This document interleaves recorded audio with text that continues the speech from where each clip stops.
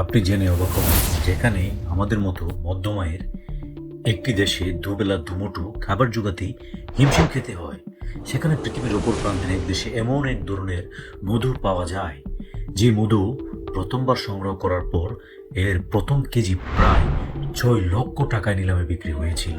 কি অবাক লাগছে? আপনাদের সাথে নিয়ে এইরকম অজানা তথ্য জানার আগ্রহ নিয়ে শুরু করছি অজানা বিশ্বের আজকের পর্ব। কি এমন আছে এই মধুতে যা স্বর্ণের চেয়েও দামি? তাহলে জানার জন্য সম্পূর্ণ ভিডিওটি দেখতে থাকুন। আজকে আমরা জানব তুরস্কের এমন এক ধরনের মধুর কথা, যেটিকে পৃথিবীর সব থেকে দামি মধু বলা হয়। আর এই মধুর নাম হলো এলবিশ হানি। এই মধু এমন প্রতিকূল পরিবেশে উৎপাদিত হয় এবং এর সংগ্রহ প্রক্রিয়াটি এত কঠিন যে এই মধুর জন্য বিশেষ সংগ্রহ প্রক্রিয়া অবলম্বন করতে হয়। কারণ অন্যান্য মধুর মতো এই মধু চাষ করা যায় না, সম্পূর্ণ প্রাকৃতিক উপায়ে এটি উৎপাদিত হয় এবং অনেক সাবধানতার সাথে মধু সংগ্রহ করতে হয়। আর বছরে মাত্র একবারই এই মধু সংগ্রহ করা যায়।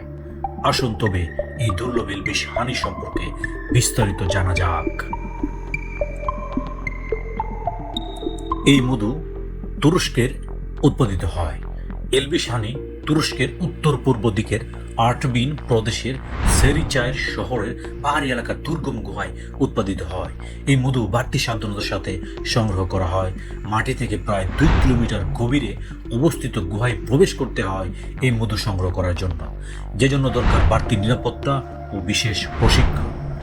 আর এই কারণে এলবিশ মধু সংগ্রহের কাজটি খুবই চ্যালেঞ্জিং। সুতরাং আপনারা বুঝতে পারছেন যে কেন এটি স্পেশাল। এলবিশ হানি আসলে বাণিজ্যিকভাবে উৎপাদিত হয় না, এটি উৎপাদন করাও সম্ভব নয়। এটি সম্পূর্ণ প্রাকৃতিক উপায়ে তৈরি হয়।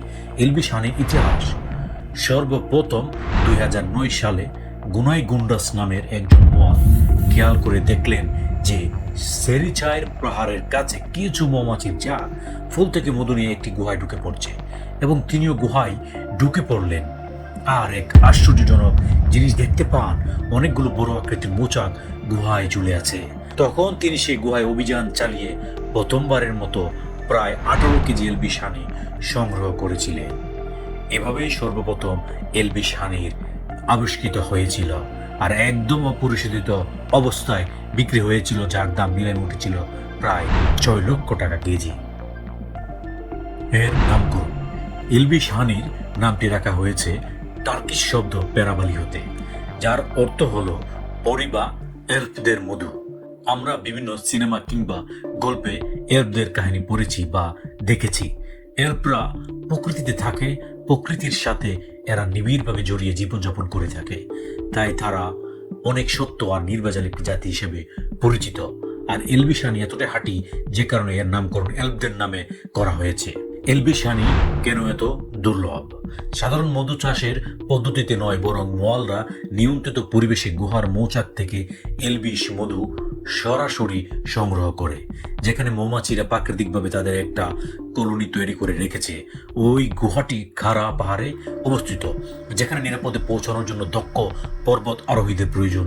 এই প্রসেসটি অত্যন্ত ঝুঁকিপূর্ণ, কারণ গুহাগুলো গভীর ও যাওয়ার রাস্তা খুব সরু ও বিপজ্জনক। এমনি তো আর দুর্লভ দামি নয় এই মধু। আর এই মধু সংগ্রহের জন্য প্রয়োজনীয় সরঞ্জামাদি ব্যবহার করা হয়, এবং এরপর মৌমাছিদের হাবভাব ভালোভাবে খেয়াল করে নেওয়া হয়, কারণ মৌমাছিরা নিজেদের বাসস্থান রক্ষার জন্য আক্রমণাত্মক হয়ে উঠতে পারে। এরপর সংগ্রহকারীরা দেওয়ালের সাথে লেগে থাকা এবং আশপাশে থাকা অন্যান্য মৌচাক কেটে নেয়, যেগুলো দেখতে একদম সোনালী বর্ণের হয়, মধু দিয়ে ভরা থাকে। মধু সংগ্রহ শেষে বের হওয়ার সময় সংগ্রহকারীরা খেয়াল রাখে যেন নিজেরা আক্রমণের শিকার না হয়, আবার মৌমাছির কলোনিগুলোও যেন নষ্ট না হয়। সাধারণত গ্রীষ্মকালে বছরে একবার এই মধুটি সংগ্রহ করা হয়ে থাকে, কারণ এলবিশ মধু উৎপাদনের জন্য দায়ী বিভিন্ন বন ও মৌসুমী ফুলগুলো গ্রীষ্মকালে বেশি ফুটে। এজন্য মৌমাছিদের জন্য এই গ্রীষ্মকালীন উষ্ণ ও শুষ্ক আবহাওয়া মধু তৈরির ক্ষেত্রে বেশি উপযুক্ত, আর এই আবহাওয়ায় মৌমাছিরা সবচেয়ে বেশি অ্যাক্টিভ থাকে। মজার তথ্য, এলবিশ মধু কিন্তু সংগ্রহের পর স্থানীয়ভাবে পরিষ্কার করার পর বোতলজাত করে বিক্রি করা হয়। এটিকে কোনো ধরনের পরিশোধন করা হয় না বা এতে কিছু মিশানো হয় না, কোনো প্রিজারভেটিভ ব্যবহার করা হয় না, অর্থাৎ এই মধুটি সম্পূর্ণ প্রাকৃতিক। এলবিশ মধুর পুরাতন হয় যত, এর স্বাদ গন্ধ মান তত উন্নত হতে থাকে বা উন্নত হয়। গুহার খনিজ স্তর এবং বিশেষ পরিবেশের কারণে মধুর পিএইচ লেভেল অন্য মধুর চেয়ে আলাদা, তাই এই মধুর দাম অনেক বেশি, অনেক বেশি। এলবিশ হানি সর্বপ্রথমে বিক্রি হয়েছিল প্রায় 6 লক্ষ টাকা কেজিতে, তাও আবার নিলামে। কি বিশ্বাস হয়? 6 লক্ষ টাকা কেজি 1 কেজি মধু নিলামে বিক্রি হয়েছিল? অবিশ্বাস্য ব্যাপার না?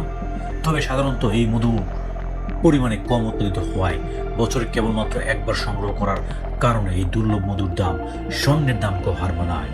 সাধারণত প্রতি কেজি এলবিশ হানি বিক্রি করা হয় $6,800 কাছাকাছি দামে। আমাদের দেশে যেটা প্রায় 120 টাকার রেটে 8,16,000 টাকার কাছাকাছি। কি অবাক লাগছে? এখন আপনার আমার সবার মনে প্রশ্ন জাগতে পারে যে কারা এত দাম দিয়ে এই মধু কেনে? অবশ্যই যাদের টাকা বেশি তারা এই মধু কেনে। ধনী এবং অনেকটা শখের বসে, আবার অনেকে উপহার হিসেবে দেওয়ার জন্য এই মধুটি কিনে থাকে। তুরস্কে এলবিশ হানিকে ঐতিহ্যবাহী খাবারের মর্যাদা দেওয়া হয়ে থাকে। তো কি ভাবছেন, কিনে ফেলবেন নাকি 1 কেজি এলবিশ মধু? এরকম আরো মজার মজার তথ্যবহুল ও বিভিন্ন রহস্যময় ঘটনা জানতে অজানা বিশ্ব চ্যানেলটিকে সাবস্ক্রাইব করুন এখনই। ধন্যবাদ।